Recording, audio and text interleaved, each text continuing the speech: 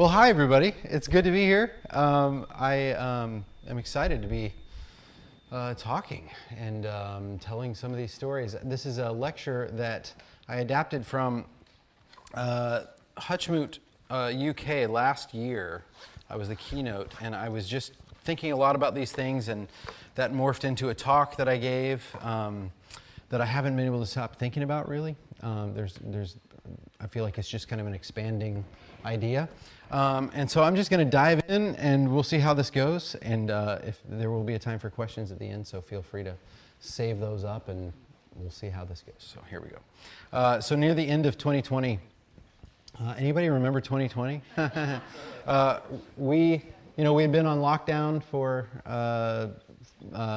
several months at the end. By the time the Christmas rolled around, December rolled around, I feel sometimes like COVID was my fault because I had been praying for several years for a sabbatical, and I was trying to find a way to take a break. And when you're a touring singer-songwriter and you're busy like I was just like, I don't know how to take a break. There's all these things that I want to do and things that I kind of am committed to. And then one day we were over in the UK and on tour, and I got the call from my manager that they were going to close the borders in 48 hours if I didn't get home. There's this thing called COVID. So came home as fast as I could, and then found myself at home for the next year or so. Basically, somebody told me you're not allowed to tour anymore. So I know COVID was a very difficult, tragic thing, truly, and affected a lot of people very differently. And I almost felt kind of guilty because I'd been aching for a reason to be home, and I found myself grounded. And I was very grateful for that groundedness. But riding my tractor around, chainsawing stuff, going to Lowe's 5 times a day. It was one of the few places that was open at the beginning. Anyway, toward the end of it, we found out that things were sort of opening up a little bit with masks and social distancing, and we found out that the Ryman Auditorium was going to let us do the Behold the Lamb of God Christmas tour that year. And so we were excited about that. 2 shows at half capacity because they needed everybody spread out. And we gathered together, and I walked out onto the stage and sang about the incarnation of God, telling the story all the way from Moses to the kings of Israel to the prophets, and then from Matthew's begats to the birth of Jesus, to his death, resurrection, and promise to return.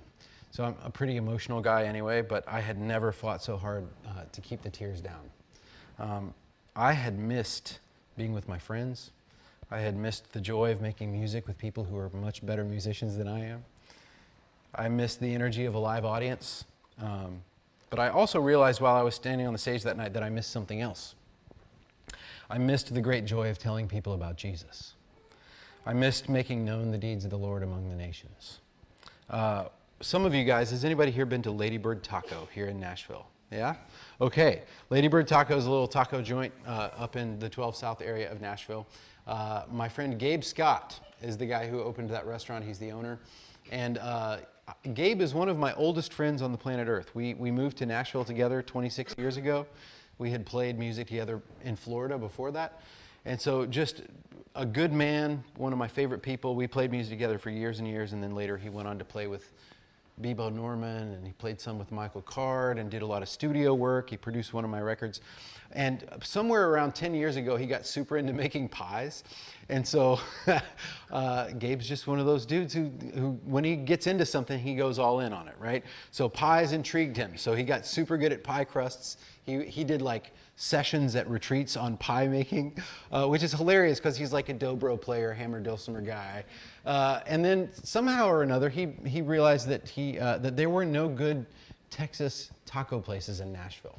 And he married a Texan. So if you've been to Texas and you've had these special Texas tacos, specifically breakfast tacos, they're miraculous.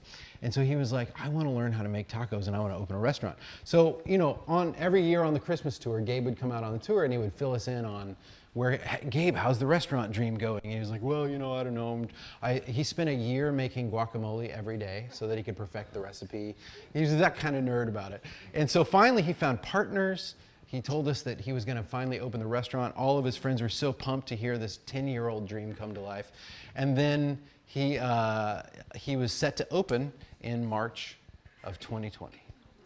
And there's a whole bunch of restaurants that shut down because 2020 kind of killed them. But luckily, the lockdown happened like a week or two before the opening day. So he was able to, tap the brakes, didn't hire anybody yet, was able to take his time, slow open, and he survived. And the restaurant turns out to be thriving. Right? They've just started franchising now. And so every Sunday, my family and I go to Lady Bird Taco and support my friend Gabe. And I'm so relieved that the tacos are actually good. Because it would be awkward if we were going, we're trying to be friendly. So the reason I tell you all that story is that it was so stressful for Gabe when he was in the process of trying to rescue the restaurant from COVID, right? I mean, thousands upon thousands of dollars go into a restaurant opening, and he was carrying the weight of that, trying to get the thing to happen. And then somewhere in the summer of 2020, a few months after he had opened the restaurant, he could not remember his daughter's name. He often became disoriented. They rushed him to the hospital. They found out that he had meningitis and encephalitis had attacked his brainstem, partly due to the stress that he was under. And so Gabe lost about 20 years of his memories and almost died. And so it was a really scary time. One of the most precious things in my friendship with Gabe, a lot of us were wondering, does he remember how to play guitar? How does music work in that part of your brain, And so his wife told me that she kind of once he came home from the hospital, gave him a guitar, and he would hold it and then put it down because he didn't know what to do with it. And then one day he started playing this song called Shiloh, which was on my very first album. Gabe played guitar on it. It was the first song that he remembered. And slowly the music began to come back, And so we kept wondering, is he going to be able to play Behold the Lamb of God in December at this, socially distanced Christmas show? And he started practicing. He started re-listening to the songs on the record that he had played on. So, imagine having to relearn the parts that you had written because you didn't know them anymore. And so he was practicing and practicing and practicing. So as you can imagine, that night, standing on the stage at the Ryman Auditorium, the audience has no idea what is going on right over there where Gabe is standing. All of us on stage are thinking about Gabe, is he going to make it? Is he going to be okay? Is he going to remember these parts? Some of them are solo guitar parts where it's just standing there, right? And so the whole thing could fall apart. We were worried about him. So the whole show, I kept Gabe, praying for him, hoping he was going to be okay. And, he was standing there holding it down. It had to have been terrifying for him. His wife is standing just off to the side of the stage with her hands clenched like this, tears running down her face, about 10 feet from Gabe, just praying for him, hoping he's going to make it. And he did. He made it through. But here's the part I want to tell you about, is that right after the show that night, I asked Keely, his wife, how he did. I was like, how did you talk to him? Was he okay? And she was like, well, he did okay, but he said that there was a moment in the show where he was playing, and he looked up, and he realized he had no idea where he was or what he was doing. And he said he looked around. Sorry, I got a lump in my throat thinking about it. He looked around, and he saw me standing up there. He saw several of his other friends. And then he was like, okay, I'm in the Ryman Auditorium, and we're singing about Jesus with my best friends. And he genuinely thought he was in heaven. He was standing there thinking, this must be heaven. And then he realized that Gullahorn wasn't on stage because it wasn't a song that he was playing on. And he was like, wait, I know Andy's going to be in heaven. Why isn't he there? And then he looked out and he saw people wearing masks in the audience. And he was like, wait, I know there won't be masks and social distancing. And he slowly, his brain kind of caught him up. But there was a minute where he didn't know where he was. I find it so profoundly beautiful that there was this combination of place and music and friendship, and the fact that he was surrounded by his friends in a sacred place, singing to Jesus. And that was his first impulse, was to think that he was in heaven. He got it. It's about as fine a description of the new creation as I can imagine. The main point, of course, was the God that we were singing to and for and about. So when 2021 came around, and things began to open up a little bit. Do you guys remember that feeling of oh, thank goodness things are coming back to normal? I grieved the end of this sweet rest that I had experienced that year. But I was also committed to get back to work in a different way. And this time I was going to do things differently. I would do fewer concerts. I would find a way to hold on to what I had learned about the importance of home and family and the land and church and community. I regret to inform you that somehow it all got away from me. By the end of 2022, I felt more tired than ever before. It's like the world said, break's over, and by the way, you have to work overtime to make up for it. Do you guys resonate with this? Do you remember this feeling, that disorientation that came? I felt it with a vengeance. And I hope you're not waiting for me to tell you the answer, because I don't have it. I still don't know what to do with it. I don't know how to recover the good parts of the lockdown. I don't know how to inject those into the craziness that I feel like we're in now. It's a mystery. But what I do know, what I believe, is that the world desperately needs to know who Jesus is. I think a lot of people who have written off Christianity have written off a version of it that I wouldn't recognize. And to be clear, I don't think that's all their fault. I can only speak about the church in America, but we haven't always shown the world a super good picture of what it actually means to follow Jesus. We had a show in Boston that year in 2021, and my buddy Brandon, who's here a lot, we had the afternoon to kind of walk around Boston Common. I don't know if you guys have been there, a big park in the middle of Boston.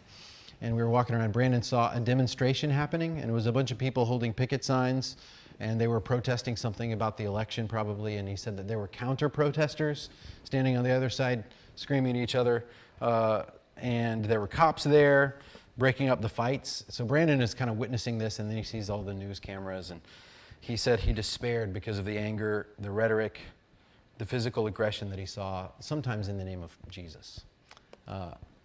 He had tears in his eyes, he told me, as he turned away. And then he spotted at the other end of Boston Common another group of people quietly handing out meals to the homeless. They weren't holding signs, they were holding sandwiches. He approached them and he saw a group of believers from a local church doing the work, loving whosoever came. There were no cameras there, so the media wouldn't know about it. Those people weren't at the center of attention. They were at the edges of things, on the borderlands. I'm sure you guys can think of similar stories. The bad news is the screamers were getting all the attention. The good news is there have always been and will always be the people of God quietly serving on the margins, loving the weak, protesting hunger by feeding the poor, protesting hate by loving the lowly, protesting the powers of darkness, not with picket signs, but with unquenchable light. I don't know if you guys remember Mr. Rogers. Anybody grow up watching Mr. Rogers? I loved Mr. Rogers as a kid, partly because my mom is like a woman version of Mr. Rogers in some ways. But he left this legacy of love. When I was a kid, he was on, I think, every day after school. So me and my brother and my sisters often found ourselves watching it because we had 3 channels. There was nothing else to watch. And I remember kind of making fun of him. It was like, oh yeah, there's that weird guy, Mr. Rogers, ha ha. But then I would find myself curled up in front of the TV watching the show, experiencing the magic of what he did. So when 9/11 happened, I don't know if you guys saw the Mr. Rogers movie. There's a great documentary, I think, called Who Is My Neighbor? And they get into what the ministry that he had. But there was this moment in 9/11 where he spoke to the kids who watched this show because people were asking, Mr. Rogers, what do we do when the kids are seeing all this terrible stuff on the television? And he said, look for the helpers. He said, tell your kid when there's tragedy on the TV, look for the helpers. Notice the people running into the fire to help. Notice the medics at the margins of the TV screen, on the borders. Look for the helpers, right? Anybody listen to Radiolab, the podcast Radiolab? Nobody? Oh, come on, you guys. Okay, a few of you. It's a great podcast. And so fascinating science stories. It's like science and storytelling all wrapped into one. And anyway, there was an episode on altruism. So this kind of high ideal of morality. And there was this thing that they were talking about called the Carnegie Hero. So there's this fund where they every year award heroes for doing selfless things. And so they were interviewing these people and talking to them about these crazy self-sacrificial acts that they did on it without thinking about it. So let me tell you, the definition that the Carnegie Hero Fund uses to kind of like, this is the criteria for someone who is eligible for the Hero Award. So here's what they have to qualify with. The candidate for an award must be a civilian who voluntarily risks his or her life to an extraordinary degree while saving or attempting to save the life of another person. The rescuer must have no full measure of responsibility for the safety of the victim. So it can't be a first responder or somebody like that. It's just a civilian. And so, they talked about, there was a story about a woman who was driving down the interstate and she saw a bull in a field goring a person in the field, and she pulled her car over, jumped to the fence, and beat the bull off of the person. And they were like, "What were you thinking?" She was like, I have no idea. I just thought there's a bull and there's a person, and I'm going to fight the bull." So kind of amazing. And there was another guy who was at a subway in New York. Somebody had a seizure, fell down onto the tracks. The train was coming, and a total stranger jumped on top of the person and held them down while they had their seizure, while the train whizzed over their heads. He didn't know the person. So like these moments are crazy, right? And so the interviewer asked the Carnegie Hero Fund person, like, how hard is it to find people eligible for this award? And he was like, oh, we have more nominations every year than we can award. All over the world, people are doing these crazy, selfless things. We just don't always hear about it, right? Look for the helpers. Pay attention to the people on the borders of things. When the world is breaking, there will always be helpers stepping into the wound. Healers, stepping into the wound. But sometimes you have to look for them. The healers tend to stalk the borderlands, moving incognito, sowing seeds in the storm. Part of the Rabbit Room's mission is to keep our eyes peeled for artists, painters, poets, and storytellers who are doing good and beautiful kingdom work. We want to encourage them, to draw attention to them, because there is indeed something heroic about the decision to risk their livelihoods, to risk rejection, to open their hearts to wounding in order to heal another, especially when neither the church nor the world quite knows what to do with them. Artists who are Christians, I mean. The painter Makoto Fujimura, some of you guys probably know who he is, he wrote a book a few years ago called Culture Care, and in it he uses this ancient word to describe the role of artists in the world. He calls them mirkstapa.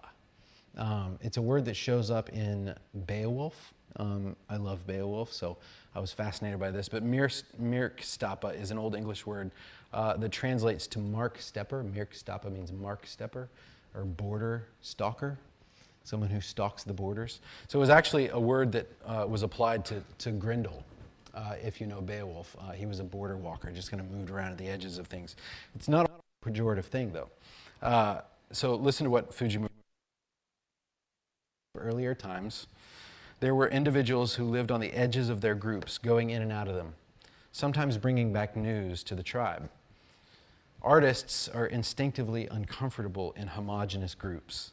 And in border stalking, we have a role that both addresses the reality of fragmentation and offers a fitting means to help people, to appreciate the margins, to lower barriers to understanding and communication, and to start to diffuse the culture war. He dives into this quite a bit. But this idea of the artist as a border stalker is really fascinating to me, that artists kind of feel like, they don't always feel super at home in normal situations. They're usually sadder than other people, or they're staring at, the color of the sky, and people have to snap their fingers to snap them out of it, whatever it may be. There is a feeling sometimes when you're an artist that you're kind of an oddball, that you don't fit in. A border stalker that Makoto Fujimura points out is, for an example in literature, is this guy named Aragorn. I don't know if you guys know who I'm talking about, but Aragorn was a border stalker. Tolkien was super familiar with Beowulf. He wrote books about Beowulf, so he would have known the phrase border stalker or border strider, which is part of the inspiration they suggest for Aragorn and his character. He was a border strider. Border stalker. He was heir to the throne, right? But he was also raised by elves, so he wasn't totally at home in either world. He found himself between two homes and two worlds, and he was a real, true mirkstapa, border strider. So as an artist, I resonated with that idea, and not just because I wish I looked like Viggo Mortensen. Artists indeed feel like border stalkers, but what happens when you have a whole community of artists living in the borderlands? Well, even among borderlanders, I believe there's a subset of odd lands of the borderlands. One common refrain I've heard from artists who are Christians is that they find themselves in a sort of displacement. Sometimes they felt ill at ease among the typical trappings of Christianity. The church doesn't quite know what to do with them because artists look at things a bit differently, feel things more deeply, spend extraordinary amounts of time working on what can look to the casual observer like an extraordinary waste of time. always practical. It doesn't yield obvious results. Result, some may say, then what good is a poem or a painting? Of what value is a song or a film that doesn't explicitly articulate a theological truth? The tendency is then to jettison the arts for more quantifiable pursuits, right? The tough thing for me is that it's not just the non-artists who think this way. We artists sometimes think it too, late at night when we're discouraged. I'm often beset with those same fears, fighting against that same internal voice that says, why am I spending so much time and energy on something that will be so misunderstood, or rejected, or forgotten, or ineffective, or maybe mediocre? So, artists are often on the edges of things in the Christian community too. On the other hand, artists who are Christians sometimes find themselves on the edges of the artistic community. When we're compelled to artfully tell the truth, and that truth sometimes leads us to mention the name of Jesus, or to describe the great beauty of the gospel, we find ourselves on the margins once again. Nobody's actually said this to me, but this is the narrative I hear in my head. If it was real art, there wouldn't be so much Jesus stuff in it. Sometimes Christians or artists are accused of being propagandists, and sometimes those accusations aren't far off. Nashville is a pretty hospitable place, but whenever I've found myself like at a writer's round in a context where I'm the only one singing overtly Christian songs, I realize that I'm fighting an uphill battle with the audience. You have to work that much harder at the craft to get someone to listen. If you're lucky, they might begrudgingly admit that what you've made has some artistic value. So here's an example of what I'm talking about. When we were pitching the Wingfeather Saga animated series, this show, and I don't know if you guys know about it, but Wingfeather Saga is a series of fantasy novels I published several years ago, and then we've just finished season 1 of an animated series. So the journey to get from the books to the animated series, which requires tons of money and partners and distribution and all this crazy stuff, it was a long journey. It was a 6-year journey of me and this guy, Chris Wall, trying to figure out if this was a thing that was going to happen. So it required a lot of flying out to Los Angeles and meeting with Hollywood people and meeting after meeting after meeting of people in the film world here. And so what would happen inevitably was that, I remember we went and met with Netflix, and we met with Amazon, and we met with Jim Henson Productions, which was super cool. Like in the waiting room, there was one of the Skeksis from Dark Crystal was standing next to the thing. Super geeked me out. Anybody know what I'm talking about? No. Anyway, I know my brother does, wherever he is. So anyway, we got to have these meetings, and I remember the first pitch meeting. I'd never done this before, but it was just like you would imagine it. There's a big long conference room. Had to go through security at Amazon Prime headquarters or whatever, and go through, and we sit in this, and the guy walks into the room. He's clearly in a hurry, and he was like, all right, so you're the wing-feathered people, like what is the story about, And all eyes turned to me, and I was like, gulp, and then it was like, well, there's like these kids and like these dragons, right? And so then there's some things happen. It's really cool. I would be like, can you give us $5 million? And so it was a disastrous pitch meeting, and we had all our materials, but we never recovered. And the guy was nice, but I just, as soon as we walked out of the room, I was like, can we please go back and do that over?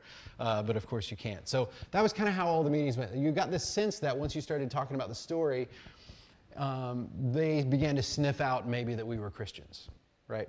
And I have no doubt that after those meetings, they went and Googled Andrew Peterson, and they were like, oh, he's this Christian singer guy. And I'm not saying that's why they didn't, sign us on, but it had to have been somewhat of a factor. So we kind of felt out of place when we were there. So then, of course, we pivot to, what about the Christian film world? You guys know what I'm talking about, the Christian film world, right? It's a different thing, completely different side of the coin. And we found ourselves going there, and inevitably when we would kind of talk to people about this vision for the thing, they would want to know, okay, who is the Jesus character in your story? And we'd be like, oh, no, this is not that kind of story. There is no Aslan in the Wingfeather Saga. There are Christian themes, of course, because I'm a Christian, and that's just kind of how it goes. But they couldn't get their heads around it because there needed to be some kind of more clear, viable thing. So, as a Christian who was an artist, I found myself in the Borderlands. We weren't at home over there. We weren't at home here. We were kind of stuck in this in-between space. Does that make sense? So, Can I give one more funny example of this happening on the other side of the story? No, I can't? Okay, I'll move on. There was this Christian retreat center that I shall not name that had asked us to come and play the Behold the Lamb of God. If you guys have seen the show, I don't know if you've seen the concert, but it's like I said at the beginning, we start in Exodus, we work our way all the way to the promise of Christ's return and this thing. And at this retreat center, we got there, and the guy backstage right before the show is like, now there's going to be a gospel presentation in this show, right? And I was like, oh, ha ha. And then he didn't laugh, and I was like, oh, you're not joking. I was like, oh, have you not heard the album? And he was like, well, yeah, I've listened to the album. I was like, oh, well, because the whole album is a gospel presentation. It is the gospel presentation. He was like, no, but I mean, you're gonna present the gospel. And I was like, maybe just watch the show and like you'll trust me. And he was like, all right, So we do the show. We finish the show with the doxology. We always walk off the stage during the doxology, so everybody is singing, praise God, to whom all blessings, through whom all blessings flow. And we're all backstage kind of wiping our eyes like, oh man, I love you guys, doing the band hug. And then we heard the mic tap, tap, tap, ooh, feedback, and the guy's like, hey, I just wanted to present the gospel to you guys. And he kind of did a church camp kind of gospel presentation. And we were just cringing in the back because it broke the spell, right? And so here we were, artists who were Christians, feeling like we didn't fit in even in the Christian context, right? So you get my point. I'm beating it into the ground, that there is this weird in-betweenness that you often feel. Earlier this year, I was given this book by a guy named Dan DeWitt, who's a friend of mine. He's a professor. It's called The Borderland by a guy named Roger Lloyd. Little tiny book, an exploration of theology in English literature. And I commend it to you. It was really good. It's a quick, easy, fun read. But he talks about the borderlands. So, of course, with the Makoto Fujimura thing, I kind of perked up. I was like, interesting. This guy wrote this book in the 60s, and he was already onto something, this idea of the borderland. This guy was a contemporary of C.S. Lewis, an Anglican minister, kind of theologian, lay theologian. So it predates Fujimura's insight by years, and he's saying the same kind of thing with a slightly different twist. Lloyd argues that there's a gap between theology and art, but there are some who are gifted to live in that gap, in the border between the two. Theologians need artists, he talks about. So this is one of his quotes. The borderland is the place where the professional theologian and the theologically amateur artist, who interprets his thought to a wider audience than he can ever hope to attract to himself, meet and join hands. It's a land of interpreters, and they possess its freedom and bear rule in it. They take the abstractions and the exactitudes of the professional theologian and translate them into concrete, vivid language which can be read with pleasure and understanding by all the people who, though trained to think, like to have their theology presented to them with some degree of artistry to make it palatable. I kind of like that idea. I don't know if palatable is necessarily the word I would use. I would use the word accessible. Like the artist takes the theologian's big, amazing ideas and absorbs them and then creates a work of art that expresses it. Wendell Berry is a great example of this. If you guys know Wendell Berry, he writes novels, poems, and essays, right? His essays are telling you the same thing that his novels are telling you in completely different ways. It's all kind of preaching the same sermon over and over again. And so that idea that the art is a way of translating the theology is intriguing to me. So again, I would argue making it more accessible is the word I would use. And by accessible, I don't at all mean simple or trite. I mean accessible in the sense of granting access, like a key or a portal or a doorway. I mean accessible in the way the death of Christ caused the curtain of the temple to be torn in two. I mean it in the way that the unseeable, untouchable, ineffable Father was incarnated in Jesus of Nazareth, who said, if you've seen me, you've seen the Father. I mean accessible in the way that every Sunday Christians the world over are invited to the table, given access to a tangible, tasteable sacrament of the body and blood of Christ.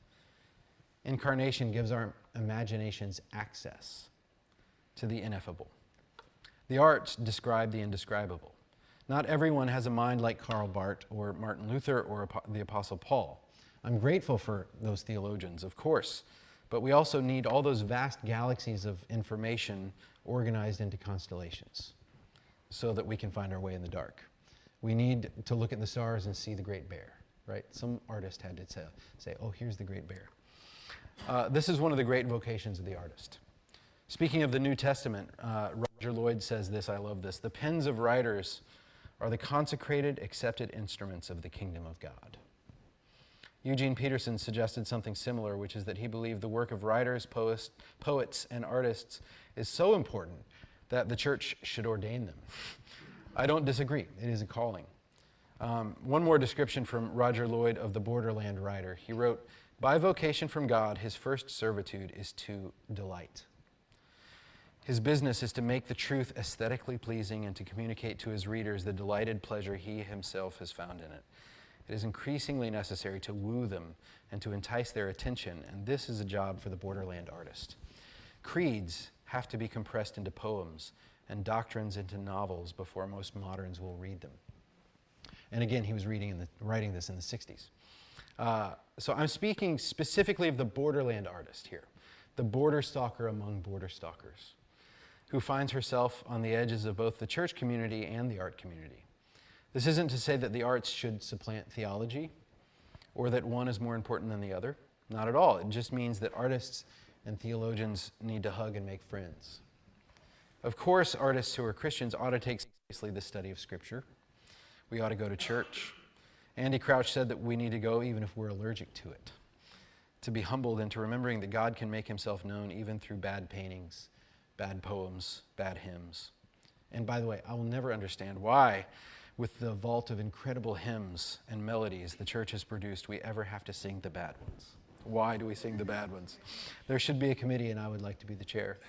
But of course, so that attitude is exactly what needs to be pruned from me as I sit in church and realize that other people are sensing the Lord's presence while I'm sitting there languishing because of poorly written stanzas and melodies. God doesn't need us. He doesn't need our art to be stunningly good. His goodness is going to be made known whether or not we participate. This is tremendously good news. It means that he just might inhabit our work, even if our attitudes are bad, our motives are questionable, our execution lousy. We ought to go to church to remember that in the kingdom's economy, we have utter freedom to fail, and God's purposes will remain unthwarted. We need the help of pastors, theologians, and fellow believers to learn how high, deep, broad, and wide is the love of God in Christ Jesus. But theologians also need artists, and I would argue that they may need artists to translate back to them a nuanced expression of their own teaching. This is why I'm so grateful for Borderland writers like Dorothy Sayers, who entertained with murder mysteries and plays, but also wrote with profound theological insight. Or Walter Wongren Jr., whose podium I am standing at right now, who is an inner-city pastor, teacher, and theologian who also won the National Book Award for the Book of the Dun Cow. And he wrote poetry, children's stories, and novel after novel alongside his memoirs. Or Madeleine L'Engle, who wrote A Wrinkle in Time and many beloved novels, but who also wrote deeply about the God she loved and served. Or how about George MacDonald, that bearded Scotsman who danced in the borderland between novels, fairy tales, poems, and sermons. Or G.K. Chesterton, who was an accomplished illustrator, a mystery writer, a biographer, essayist, and outspoken Christian. There's also Marilyn Robinson and Frederick Buechner and Wendell Berry, all of whom have written about their faith in God while also spinning tales of great beauty. I think Makoto Fujimura falls into that category as a Christian thinker and a visual artist. Terrence Malick is both a masterful filmmaker and a follower of Jesus. Malcolm Guite comes to mind as a great poet and a priest, as well as Thomas Merton. Tolkien's theology was as rich and profound as Middle-earth. C.S. Lewis, between theology and myth. I would have loved to have read a murder mystery by Tim Keller. I want to read N.T. Wright's epic fantasy, Moore's legal thriller. I believe that learning the discipline of storytelling teaches you something about the mind of God that no book of theology ever could. Not only do I want to read Moore's thriller and Wright's myth, I would also love to read the books of theology they wrote after they had gone for a swim in the river of story. Each one feeds the other. But I'll say it again, artists need the church. There's a danger in making too much of the arts, which is a step away from making too much of ourselves. The pendulum can swing too far until we begin to think of ourselves other than the comic book, right? I have a soapbox, and it's about the word creative. And if you guys have heard me talk, you've heard me go off about this, it bothers me so much. And I won't stop talking about it until it changes. The idea is that I began about 10 years ago to hear people start creatives or conferences for creatives. And at first I was like, oh yes, that's a great way to put it. I'm a creative. I'm a weird, be one of the cool kids who's a creative, you know? And it made me feel like I was seen and known and whatever. And then I began to notice that there was this kind of flush of pride that came with thinking of myself as a creative, like I'm different from normal people, right? And there were conferences for creatives that would pop up, you know? And of course, if, you know, Tolkien's essay on fairy stories, which I think any writer or artist who's a Christian should read, it's wonderful. Subcreation, about how, you know, if God is a creator with a capital C, spoke the world into being, he put all these little humans on the earth to be little creators, sub-creators, to kind of go and do likewise.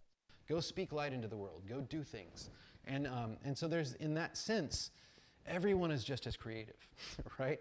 I think about that like, you know, I don't, Jamie is an artist, but I would describe Jamie as absolutely creative. She's my wife, by the way.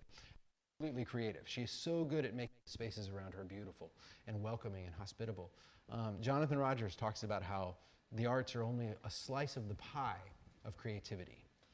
Mathematicians are creative. Scientists are creative. Doctors are creative. So we're all creative. So let's stop saying creatives as if that's like a special category of people, right? I'm going to keep saying it forever. Anyway, so it's just not a helpful way to think about things, partly because of the temptation to sequester ourselves as artists into groups of other artists, right? Aragorn needed Gimli, the dwarf, and Legolas the elf, and Frodo and Sam, right? There needed to be a community of different races involved in the Lord of the Rings.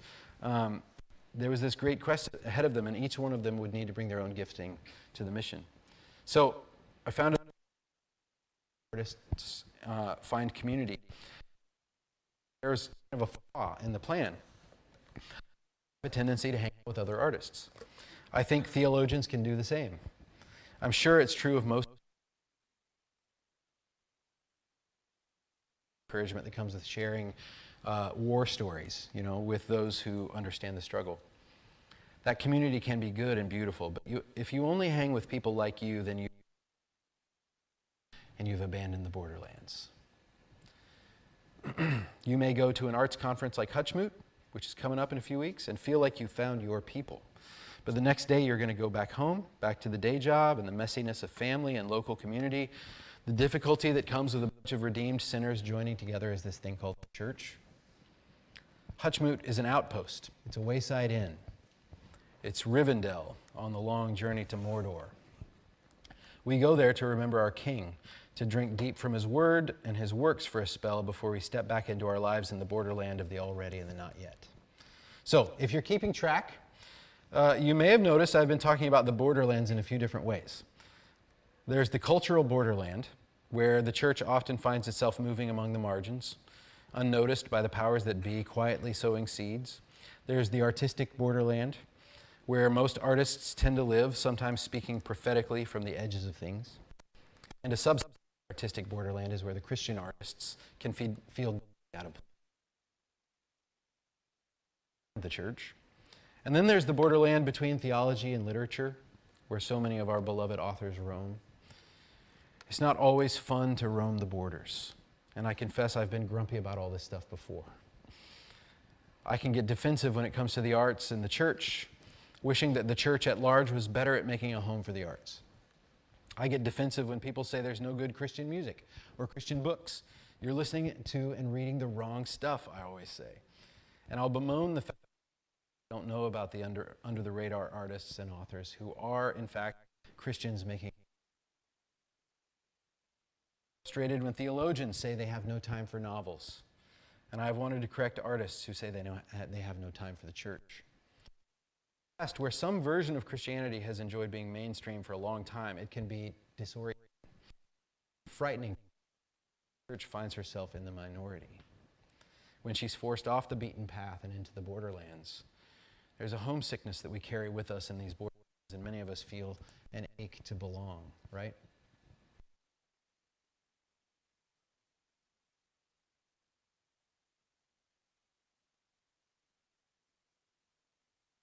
good and beautiful.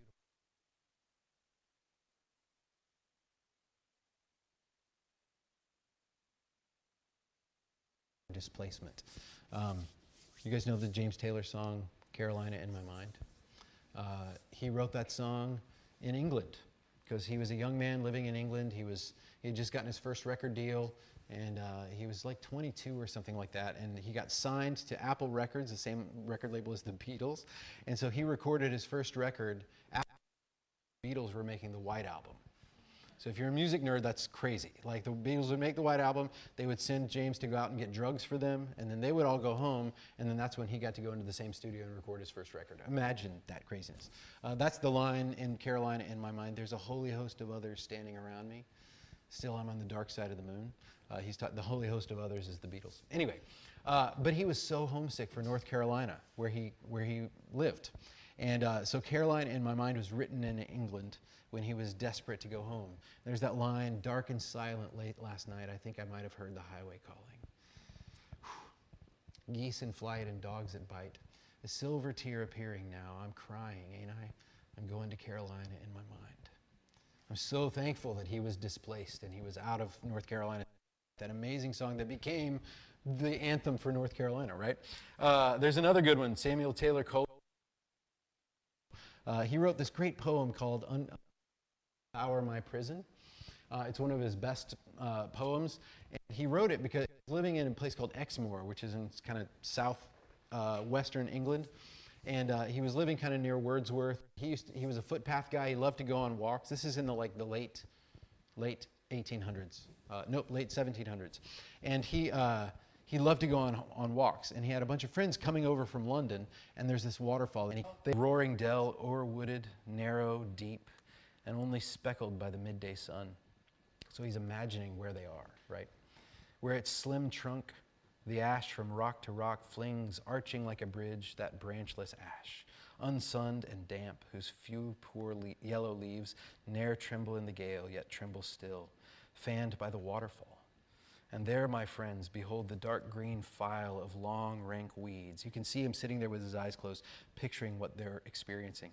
That all at once, a most fantastic sight, still nod and drip beneath the dripping edge of the blue clay stone. Now, my friends, emerge between the wide, wide heaven and view again the many-steepled tract, magnificent of hilly fields and meadows and the sea, with some fair bark, perhaps, whose sails light up the slip of smooth, clear blue betwixt two isles of purple shadow. Yes, they wander on in gladness all. And then at the end of the poem, he says this, sometimes 'tis well to be bereft of promised good, that we may lift the soul and contemplate with lively joy the joys we cannot share. I'm going to say that again because it's old. Sometimes it's well to be bereft of promised good, to be cut off from the thing that you wanted, that we may lift the soul and contemplate with lively joy the joys we cannot share. I'm fascinated by the fact that because he couldn't go to that waterfall, his descriptions of the waterfall were so much more vivid, right? Because he was longing for it. He was stuck. George MacDonald, you know George MacDonald, he wrote a lot of his novels in Italy. It's ironic because he's this bearded Scotsman, who lived in England, and you think of, when you picture his books, you always kind of imagine these green fields and these bucolic British scenes. But he wrote so many of those because he was in Italy because his daughter had, I think, tuberculosis, and they had to move there for her health.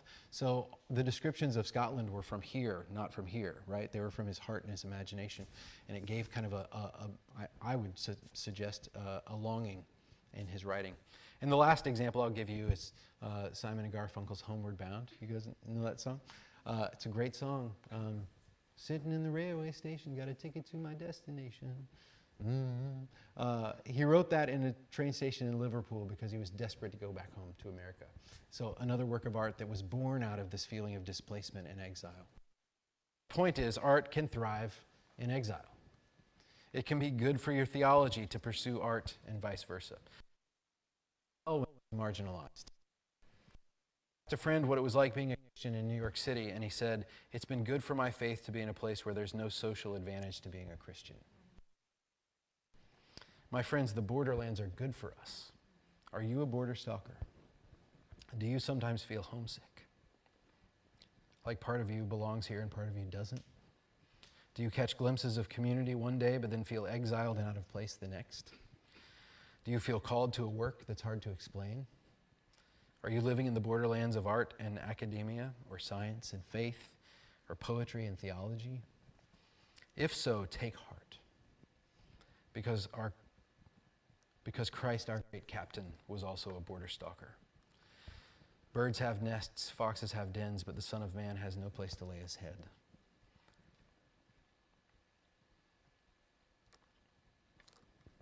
He has always straddled the borders. He was both God and man, who came to that which was his own and was rejected by them. He ate with those who were self-righteous and those who were self-loathing. He stood before rulers and he touched lepers. He was the temple itself, that great borderland, which is the marriage of heaven and earth, time and eternity, flesh and spirit, holding all things together in his mighty grip, all the winds of heaven and the stuff of earth in one glorious man, who alone could ascend the hill of the Lord only to die there. He who was sinless became sin. He is the living border stalker. And he says to those of us who find ourselves ill at ease in the world, citizens, as Paul said, of a kingdom not of this world, welcome. Make yourself at home. If you're in this room or listening on the live stream and you feel like an outcast, an oddball, a border stalker with no place to lay your head, you are in good company, the best company. Could it be that this homesickness, even in the church, is a great gift? Could it be that the restlessness keeps us from spiritual slumber? Could it be that we, like the children of Israel, are exiles in Babylon and that we're meant to make a home here for a while? If that's true, we must heed the words of Jeremiah, who delivered God's word to those who were in Babylon, but not of it. Build houses and settle down. Plant gardens and eat what they produce. Marry and have sons and daughters. Find wives for your sons and give your daughters in marriage so that they too may have sons and daughters. Increase in number there and do not decrease. But we join with the psalmist who wrote, "By the rivers of Babylon we sat and wept when we remembered Zion. There on the poplars we hung our harps, for there our captors asked us for songs. Our tormentors demanded songs of joy. They said, 'Sing us one of the songs of Zion.' How can we sing the songs of the Lord while in a foreign land?" And yet they did sing. We know because they made a psalm out of it. So let us hang pictures of the kingdom on the walls of this world. We can participate with God in the building of the kingdom by stirring up that beautiful longing in others, by telling the truth beautifully, by acts of service and love. I usually think of the new creation as this distant thing that is beyond imagining, but sometimes I think it's closer than we realize. This world, after all, is stunningly beautiful. Imagine that beauty with none of the injustice, destruction of creation, and violence we see here every day. It's hard to imagine anything more wonderful to me than a new Nashville, a new Knoxville, a new Ukraine. But we do get glimpses. Gabe got a glimpse of it that day on the Ryman stage. When he looked around and the veil parted for a second, he got an idea of what the new creation might be like. The waves of the new creation sometimes lap up on the shores of this one. When that happens, we tell about it, sing about it. You're striding the borderlands of heaven and earth. Paint and write and proclaim with your gifting that the kingdom is coming and the kingdom is here, even now among these gardens of exile, because the borderlands are home to such beauty. I love talking about footpaths as much as I love talking about creatives. Footpaths, like in the UK, they have these, if you don't know, I wrote about it, like this brilliant idea that the land is kind of open to explore. And we don't have that here in the US. So like when I pass a beautiful hill of farmland, I would get shot if I climbed the fence and walked in there, right? In England, there's a little sign that says footpath, and you can climb the fence and you can walk to the next hill and to the next village, and you're invited in this amazing way. I just totally love it. Anyway, it's those in-between places, right? It's the in-between place. It's not home, it's not the destination. It's the in-between where so much of the beauty lies. There was a moment a few years ago, Jamie and I were in the Yorkshire Dales. If you guys have seen All Creatures Great and Small, it's where that was filmed. And we went to this little pub for lunch, and we walked out of the pub after lunch, and we kind of looked around, and we saw a footpath sign kind of going past a stone wall near the pub, and we didn't have anywhere to be, so we're like, hey, let's go on a wander.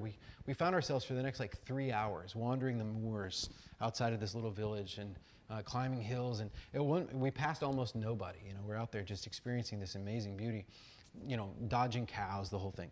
And at one point, this British person came over the hill and said, "Excuse me," and we said, "Hello," you know. I always try to put on a British accent when I can. Anyway, they said, "Excuse me, do you like flowers?" And I was like, my first thought was, what kind of a monster doesn't like flowers? But I was like, yes, I like flowers. And he said, and by this time we'd kind of approached this person, and he was like, because just over this hill, there's the most beautiful field of wild violets. I've never seen them so vivid. And he was very excited about these flowers, these wildflowers. Like, wow, thank you for the information, sir, you know. And we talked for a few minutes, and he went on, and Jamie were like, well, this is going to be cool. And we kind of wound up the hill, and we go down into the dell, and sure enough, there's these wild violets everywhere. It wasn't nearly as cool as he made it sound, but it was pretty, you know. The Brits get super excited about flowers, and so, but I love that picture of the British rambler shouting, "Do you like flowers?" Because there are flowers just around the bend, a whole field of them. The borderland artist takes the map the theologian made and leads an expedition into the lonely hills. She stands on the hilltop, calls to the world, "Come and see. There are beauties here beyond telling, whole fields of them." Mary Oliver, in her poem Sometimes, wrote, "Instructions for living a life: pay attention, be astonished, tell about it." So that's what I'm going to do. I'm going to tell you about a moment really quick to this talk. This past summer, my buddy Mark Minnell and I, we walked Hadrian's Wall like 2 years ago, which is this long walk across one of the isthmuses of England, in the narrowest point of Britain. And it was an amazing walk, so we did like, let's do it again this summer. So this summer we walked what's called St. Cuthbert's Way. And St. Cuthbert lived in like the 700s or 800s, I think. And there's this island called Lindisfarne, which I think is one of the most lovely words, Lindisfarne. It's called now the Holy Isle, and they call it the cradle of Christianity in England. So like in the 600s or something, it's where the monks founded a monastery there. Vikings would invade, they'd rebuild the monastery, but Saint Aidan lived there. I named my son Aidan after this saint. And Saint Cuthbert was this famous he's the patron saint of northern England. And this walk was a pilgrimage that kind of hit the high points of his journeys as he walked through this countryside, and ended at the island of Lindisfarne. I'd never been there. I'd only seen the word, I'd read about it, you know, couldn't wait to go. And it's a 63-mile walk, so it took like 6 days. Me and my buddy are walking and walking. I mean, just 17 miles one day, that kind of thing. So it was a pretty serious walk. Anyway, Mark's knees started hurting. He's going to kill me that this is on the live stream, but whatever. His knees started hurting, so the second to last day, he was like, you know what? I want to make the last day great. So I'm going to take a cab back to the little B&B at the pub, and I'll meet you there later. You finish this day by yourself. So I'm pretty introverted, so I was thrilled about this, but I didn't tell him that. I was just like, oh, are you sure? Are you sure you're going to be okay? All right, well, I'll see you later. And anyway, so I had the rest of that day. It was probably 6 or 8 miles left to go, all by myself in the English countryside, wandering, praying out loud. You know, I didn't see anybody. And there was this moment where I climbed the hill kind of toward the end of the day, hiked up this big hill, and I got my first glimpse of the North Atlantic. Down below us, rolling hills stretching off into the distance, and I could see the sea. And then it took my breath away because I saw Lindisfarne. I saw the Holy Island sitting there and you could see the castle on the island kind of sticking up. And it took my breath away. I stood there and I was like, oh my goodness, I didn't know it was coming, but here it is. You know, 6 days I've been walking, and I just got my first glimpse of where we're going, right? And it was just such a moving experience. I got a lump in my throat and stood there and enjoyed it. And then I was like, well, I got to keep going, but that's where I'm going, you know. And my mood just like completely changed the rest of the day. I was just hobbiting my way through the hills, you know, and relishing this loneliness, this wonderful loneliness. But it was actually one of the prettiest parts of the walk once I had that injection of seeing the destination. And of course, the next day we finished the walk. But that night, after I spotted the sea and the island, I was reading in the guidebook. And it said, today is going to be the day that you experience your first view of Lindisfarne. And the ancient pilgrims called this the Mons Gaudium, which is Latin for the hill of joy. When you get your first glimpse of your destination. And I haven't been able to stop thinking about it. It was such an amazing thing, and I'm so glad that I didn't read about it beforehand, right? So it was an honest experience. I experienced the hill of joy, and I was like, how many Christians before me have experienced this same moment in this same place, this catch in the breath when you see your destination? We walked and we walked and we walked, and we finally made it to the Holy Island. So in that moment, I was miles away. I had not reached my destination, but in an odd way, as I rambled over the hills, I was already there. Home free. You only get the hill of joy when you're in the borderlands, miles from your bed, and I wouldn't have it any other way. Thank you.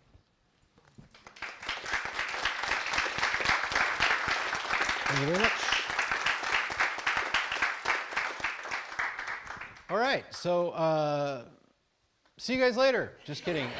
Does anybody have any questions or comments? I would just love to hear what you think, or if I know Andy's monitoring the live stream at home, so if you're at home watching and you have a question or something to say, then launch away. I hate to be the girl that missed the one in the middle. Pay attention, something.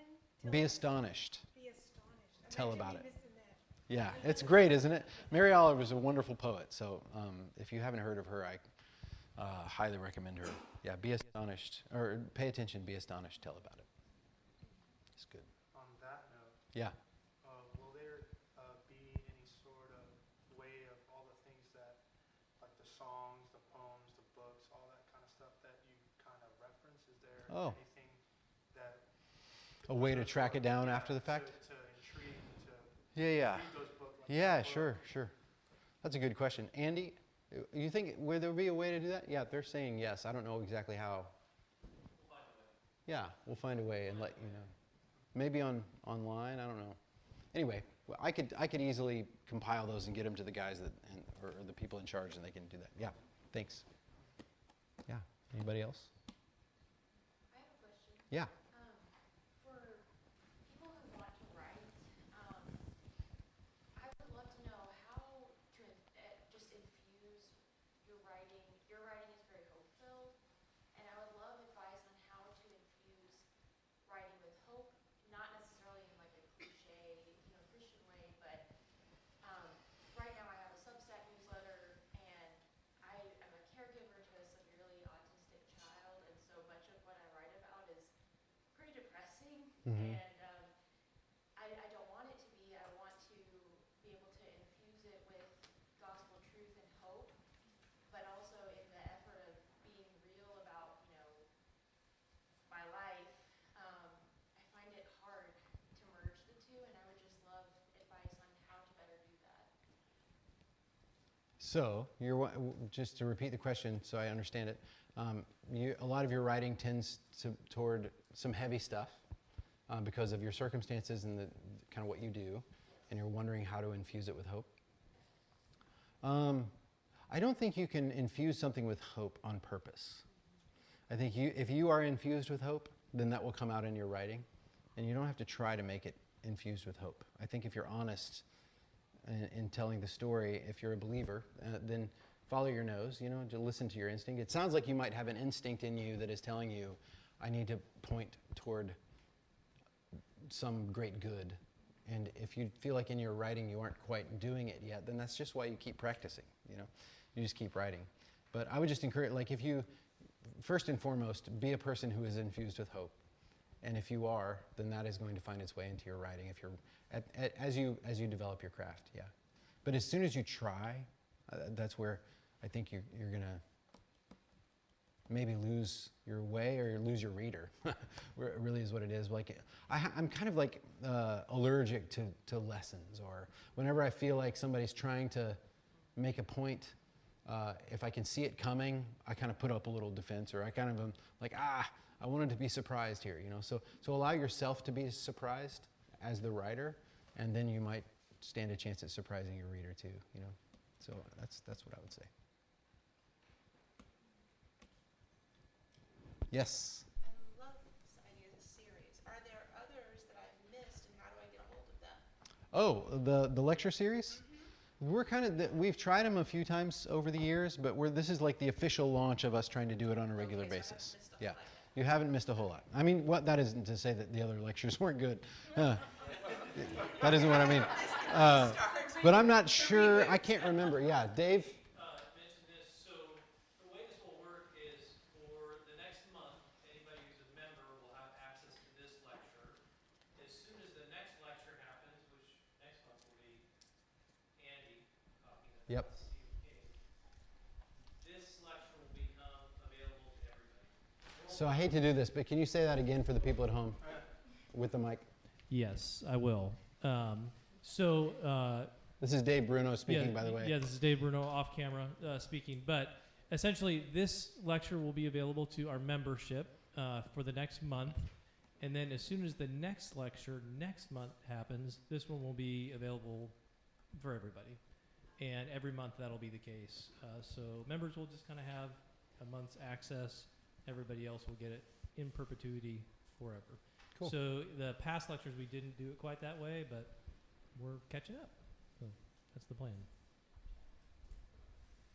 Yes. I'm curious, did you, Sorry. That's what the mics were. I'm curious. I'm a big fan of Cuthbert's Way and Holy Island and have walked that stuff. But did you choose Cuthbert's Way because it does actually walk the borderlands of Scotland? Oh, and yeah, I forgot. I left that important part out. Yeah. The Cuthbert's, no, I didn't. Mark, my walking companion, he's the one who chose it. So I didn't know anything about it when he said, hey, let's do this one. And then I started reading up on it. And I didn't even put together that, the whole Borderlands idea until much later. And I was like, goodness, it's literally called the Scottish Borders. It's like just south of the Scottish, well, yeah, at the border of England and Scotland, it's called the Borders, and it's this, it's literally a borderland. Like there was a moment on like day 3 where you were climbing this huge hill. If you've walked it, you know what I'm talking about. And there's a sign that's like England on this side, Scotland on the other. So I had to take off my blue face paint. And anyway, just kidding. So anyway, yeah, we're walking along the borderland literally, and it's so true. It was even on a large scale. The borderlands that we experienced there and the Scottish borders were just breathtakingly beautiful. I mean, just wonderful hills and stuff. But just, I'm intrigued by the idea that the in-between places are where the magic is, And that's ironic to me because we were always looking to get out of the in-between places. We always were like, I don't like being here. I want to be there. I want to be take a deep breath and look around, pay attention, be astonished, tell about it in the in-betweens because especially if you're a person who's an artist, those are just really rich, fertile fields for you to be in. So, yeah. Anybody else? Yes. Thank you, Ellie. Hi. Yeah, I guess I have 2 questions actually, if that's okay.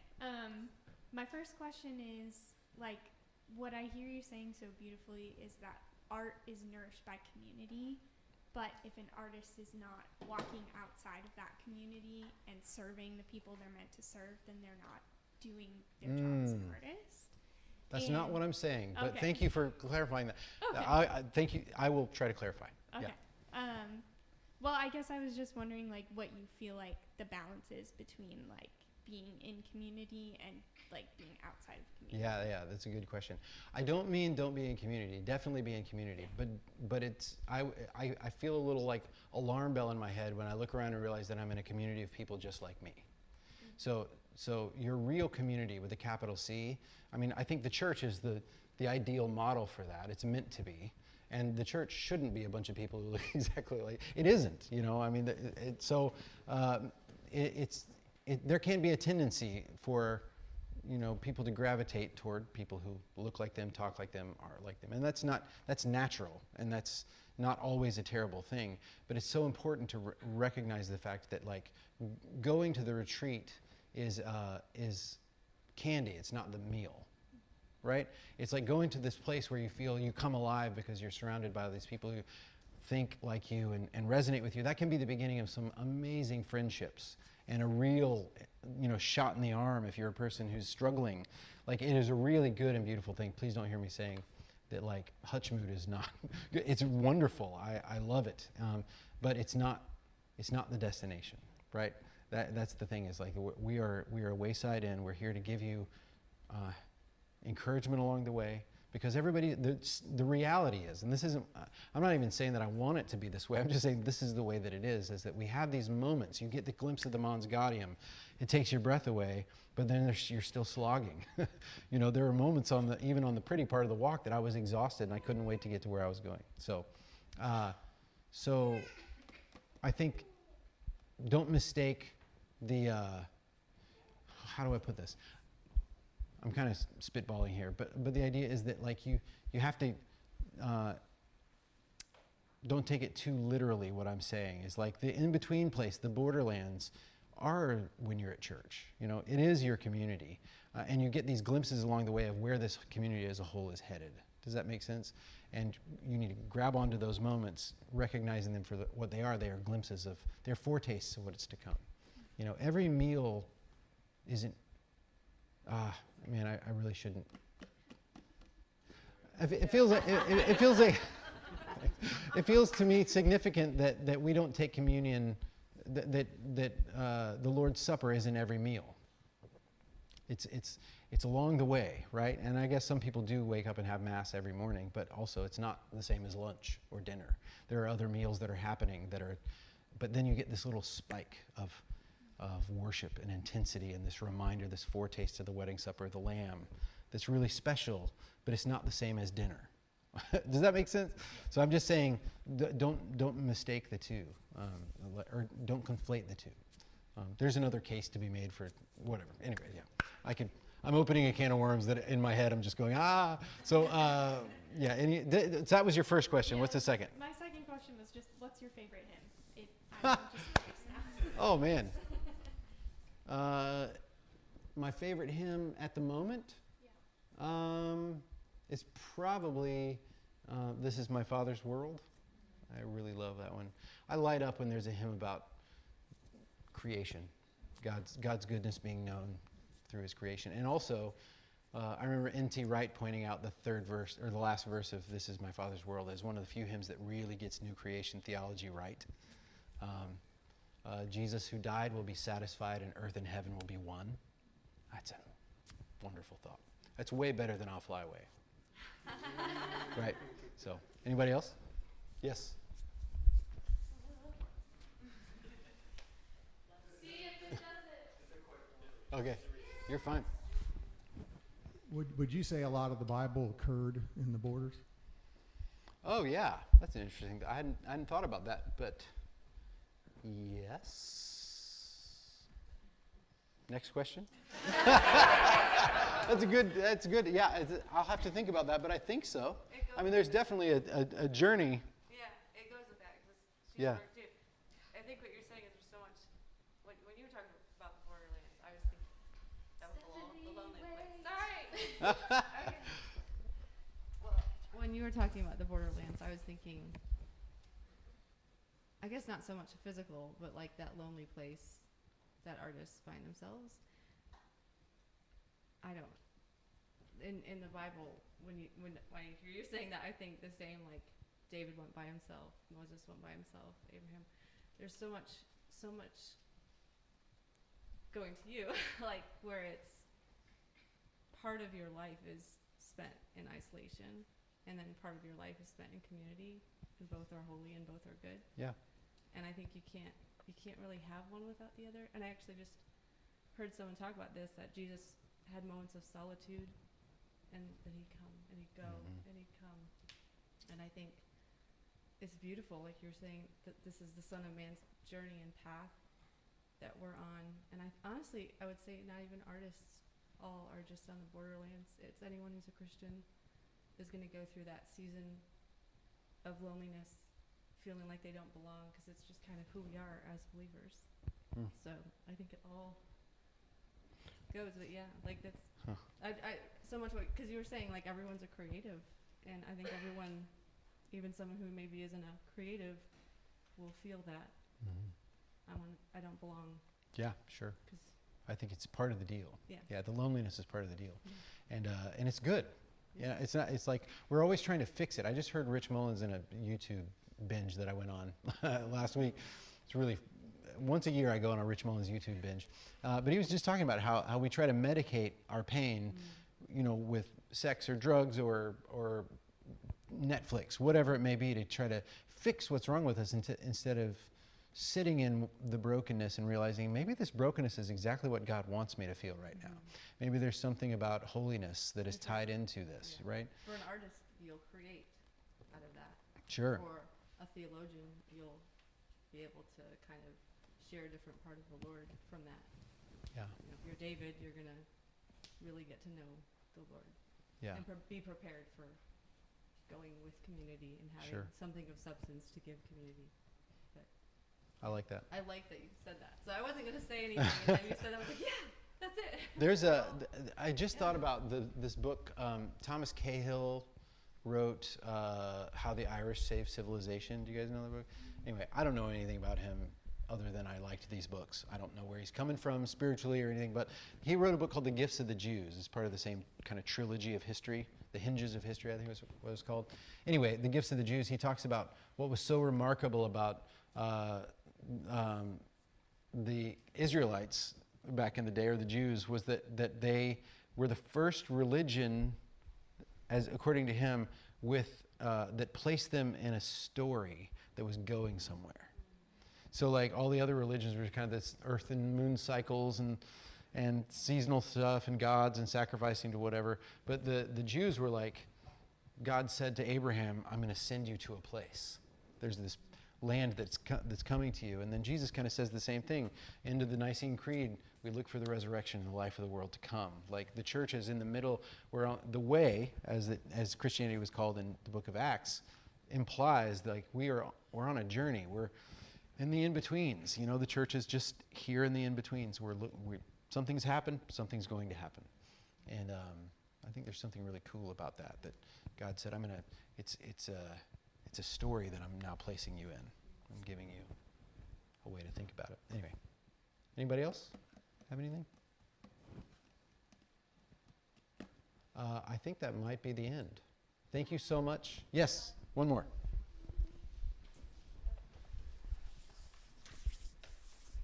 So you mentioned the feeling that a lot of artists have where you feel like you're wasting your time, like, why am I doing this? I could be doing something else. And I know I feel that a lot. It's like when I'm doing art, I always feel kind of guilty, like I could be working, I could be doing something more productive, like making more money and saving, Could you speak to how you balance that a little bit, how you push against the feeling of I'm wasting my time, I could be doing something that's more productive in a practical, physical way? Yeah. To make time for the art. Oh man, that's a good question. I feel like I'm coming at this differently because Jamie and I moved up here to Nashville 26 years ago. We had nothing, so we were like taking this massive risk to try this music thing. So I'm aware of the fact that I have the luxury of this being my day job. Even so, it's still really easy to not do it. You're right. You still get the same voices in your head, the same struggle to create. It's there. So I don't want to act like I know exactly what it's like if you worked at a bank, for example, but you felt like you were a poet. It would be really hard, truly. But what I do know is that, like in the kingdom's economy, nothing is wasted. And so the work that you're doing in whatever way is in God's hands is good and lasting and beautiful. And it's important to remember that the thing that you're writing is less important to God than what is being written in you in the making of the thing. So the struggle to create something is doing something to you, right? Like your heart is being shaped in this fight to make the thing. And I don't mean to be, I just mean that from God's perspective, I think He's delighted by that, the fact that you're giving yourself to this work and this struggle, and that it is shaping something in you. And sometimes the work that we make does, trickle out and make a real difference in somebody's life. It's really exciting when that happens, but you can't control that, really. So I think a lot about George Herbert. Do you guys know the poet George Herbert? He's a wonderful poet who lived in the 1600s. Andy probably knows more about him than I do. But George Herbert was this guy who was born to a wealthy family. and I think he went to Cambridge, and was just really well-connected dude, and chose to go into the ministry instead of following his parents' footsteps or living a life of leisure. He went and pastored at a little church in a parish and wrote poems on the side while he was this pastor. And his poetry was never popular. It wasn't really published until after he died, and a friend of his put it into print. And that's why we know who George Herbert was, really. And so there's a bunch of guys when I was hanging out with one time, and we were reading our favorite poems, as guys do. And and I read this George Herbert poem called Love, number 3. It's this, yeah, you can Google it. Wonderful poem. But we were all crying. Like, this room full of guys was crying. And I was thinking, if you could have told George Herbert at his little parish church 400 years ago that across an ocean his poem was going to make a room full of grown men cry, he probably wouldn't have believed it, right? But that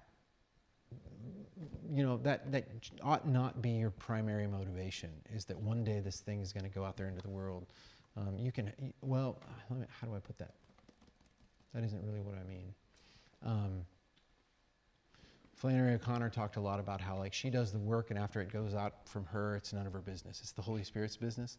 So you have to entrust your work to the Holy Spirit to do what he's going to do with it. And so that's what I would encourage you to do is keep doing the work that you're doing and walk through the doors that God opens to you, and don't be afraid. Take risks. Yeah, risks are good. Yep. Can we do one more question? Yes, one more question. Represent the chat here. Travis asks, what are some things you do to feel at home in the Borderlands? If the Borderlands is an inherently isolating place. Yeah. It's not home. Yeah. What do you personally do to feel at home there? Good question. I receive the Eucharist as often as I can. Nothing recalibrates my compass in a homeward direction quite like the Lord's Supper.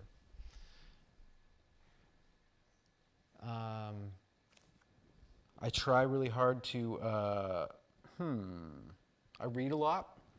I'm always looking for things that, like once you've experienced one Mons Gaudium, one hill of joy, it's like you want to keep looking for them. You want to keep your eyes peeled, pay attention, be astonished, tell about it. So one of the things that I do is I love to read and listen to music and experience different kinds of art, because I'm always kind of on the hunt for that feeling, that kind of shiver in your bones that you get that tells you that the stories are true. That's one of my answers, is art. But yeah, showing up at church on a regular basis, receiving communion, spending time with friends and fellow travelers on the journey is another important one. I love being with people. Yeah, so with close friends, there's nothing. C.S. Lewis said that there's nothing quite as wonderful as the sound of Christian friends laughing around a fire, and I kind of love that. So those are a few. Thank you very much, Andrew. Sure.